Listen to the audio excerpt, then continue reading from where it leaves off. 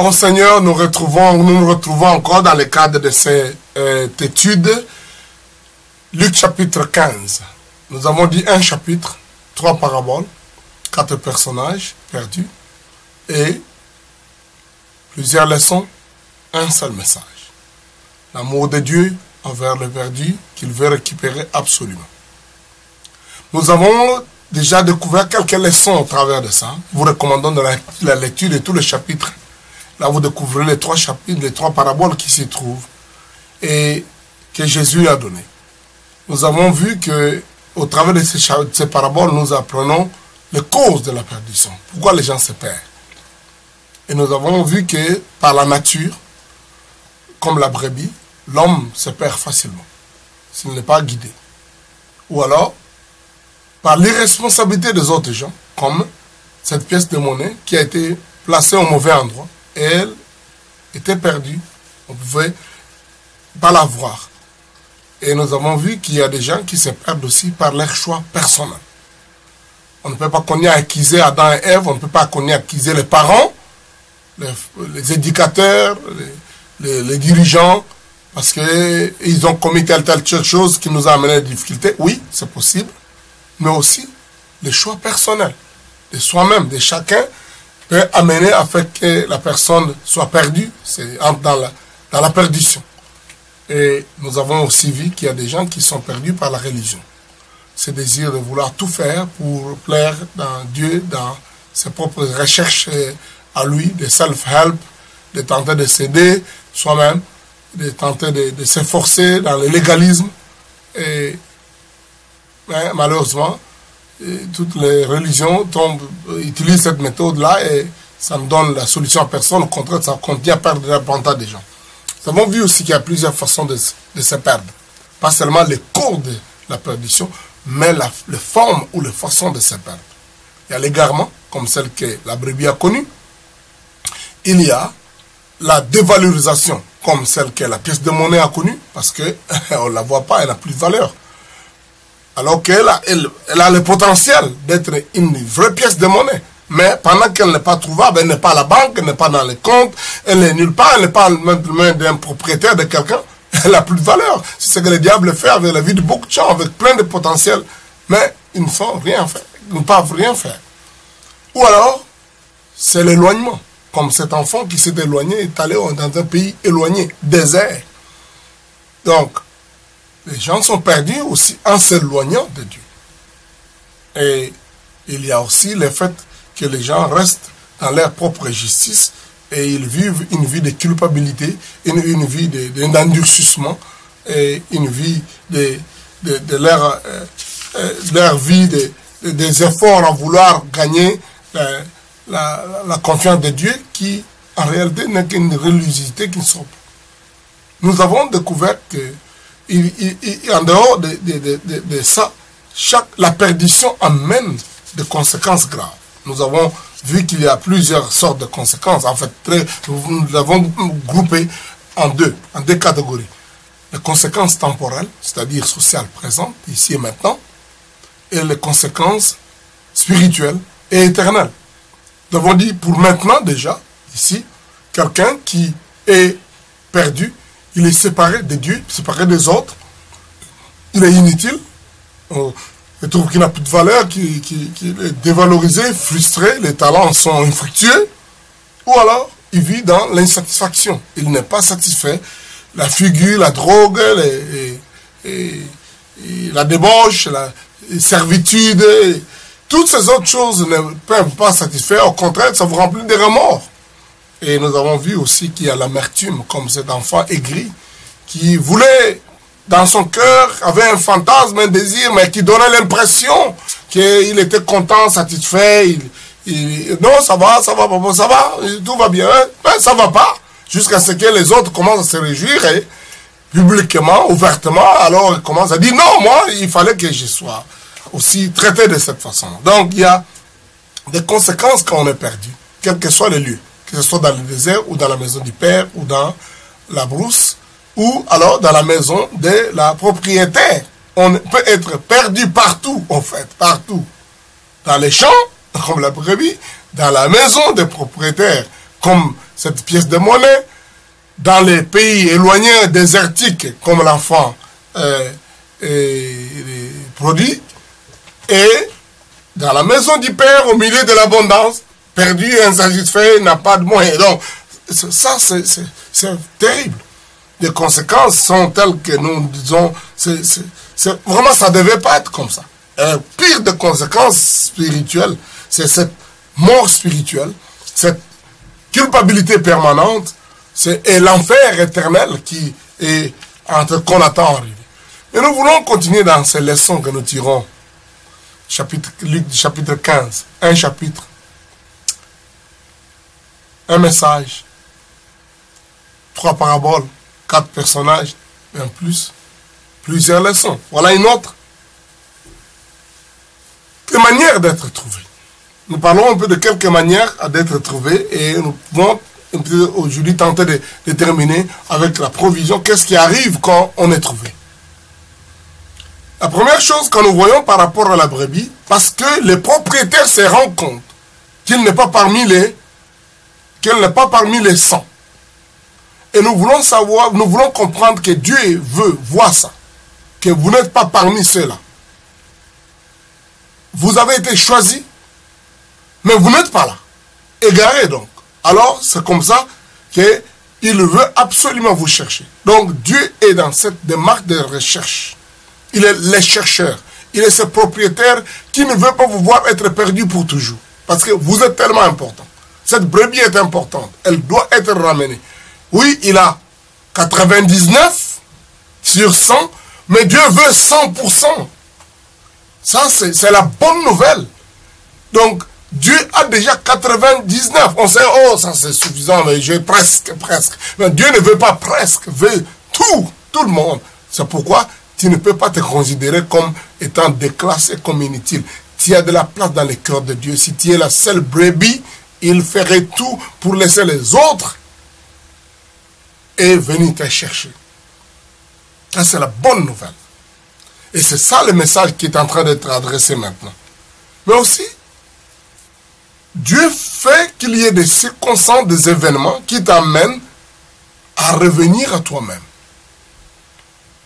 En fait, la première étape pour revenir à Dieu devait être cette étape que cet enfant a une conscience de dire, il évalue toutes les autres choses autour de lui. Il dit, mais ça va pas, ça va pas, ça va pas. Qu'est-ce qui se passe?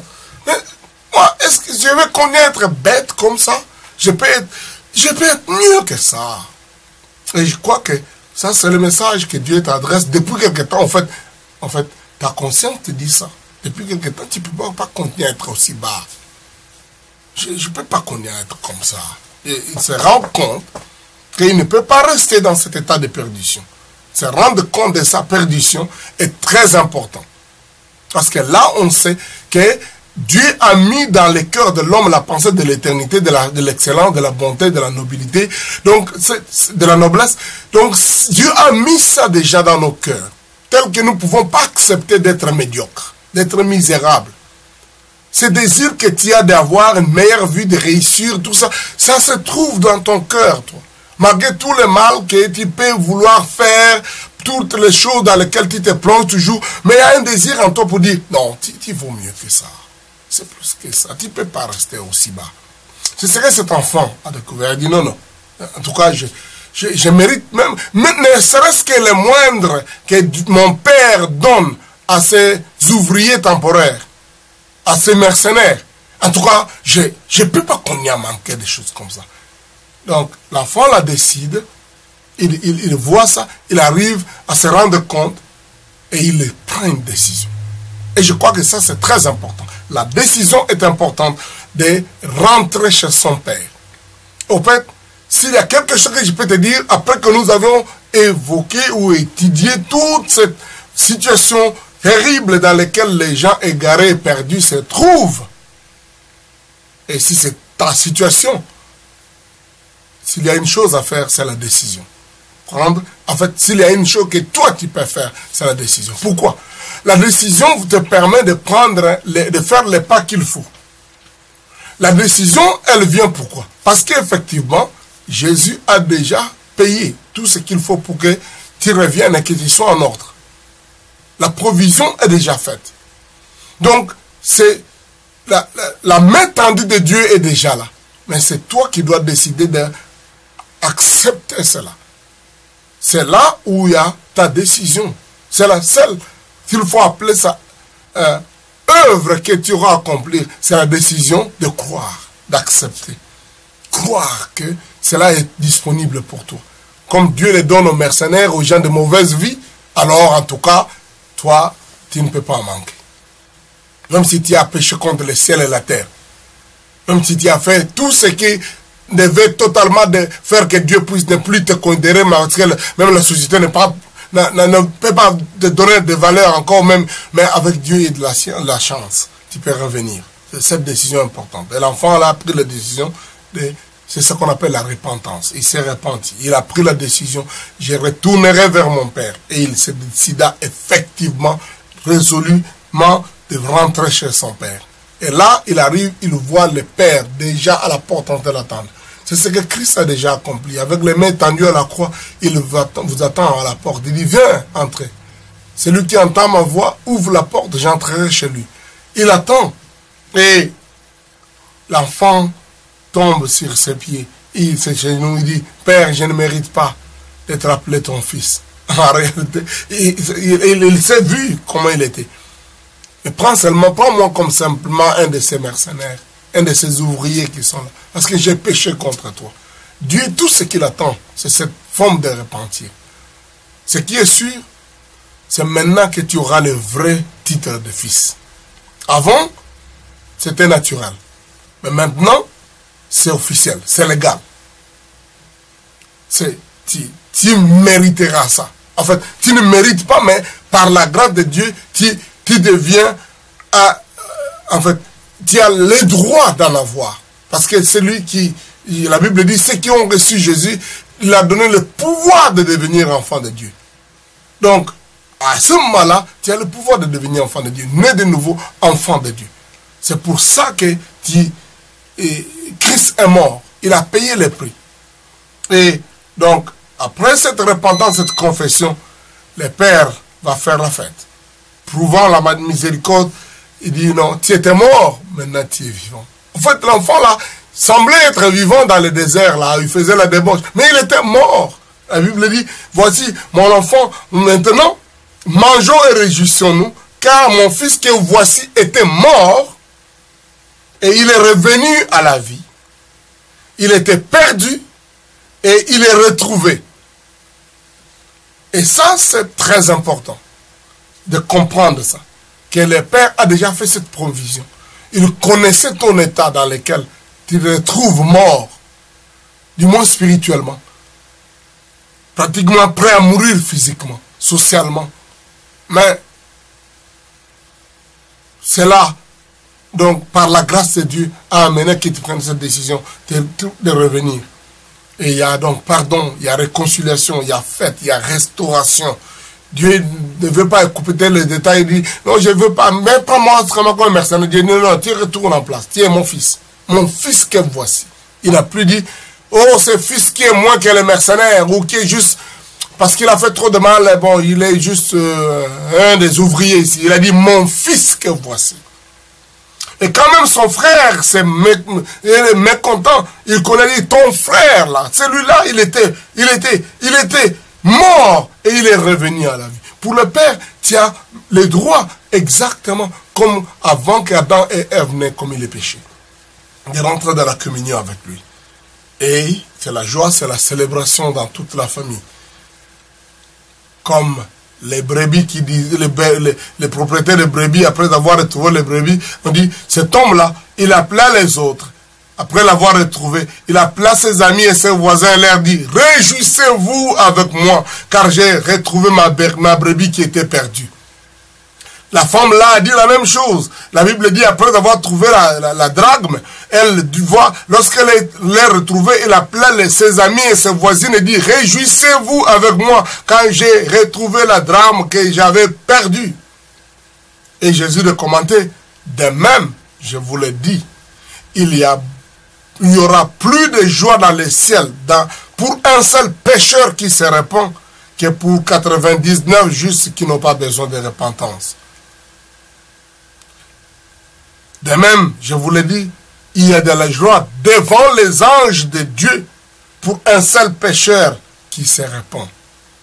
Il y a la fête dans la maison de ce papa. Il dit, amenez les veaux gras. Alors, il a commencé, j'aime bien voir ce qu'il dit à partir du verset 22. Il dit, le Père dit à ses serviteurs, apportez la plus belle robe et la revêtez.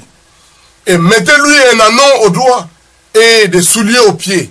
Ça, c'est déjà toute chose. La robe blanche que le croyant doit porter à cause des lèvres accomplies à la croix où les péchés ont été effacés. Mais aussi l'anneau qui était les documents qui scellaient, l'élément qui scellait les documents. Il avait déjà eu l'héritage, il est parti, il a perdu cela. Mais maintenant, quand on lui donne l'anneau, c'est-à-dire il est capable de jouir de tout ce qui est resté dans la maison qu'on a produit pendant que lui, il était en train de perdre. L'anneau, là, lui servira de signer, de sceller, pour dire, oui, j'ai aussi droit. Et il dit, amenez le veau gras et tuez-les, mangeons et réjouissons-nous, car mon fils que voici était mort, il est revenu à la vie, il était perdu et il est retrouvé. Donc, vous voyez, c'est là la joie de devenir chrétien. Devenir enfant de Dieu. Vous tombez dans la repentance à cause du mal, des problèmes, du péché, des choses que vous tombez pleurant, dit oh Dieu, je ne mérite pas. Mais à l'instant où tu fais ça, le Père t'accueille, tu peux être joyeux, content, célébrant que tu es réellement récupéré dans la maison. Et Jésus dit, je suis venu afin que les brebis aient la vie et qu'ils l'aient dans l'abondance, en abondance, une vraie vie abondante, prospère. C'est ça que Christ promet à ceux qui l'acceptent, déjà sur cette terre.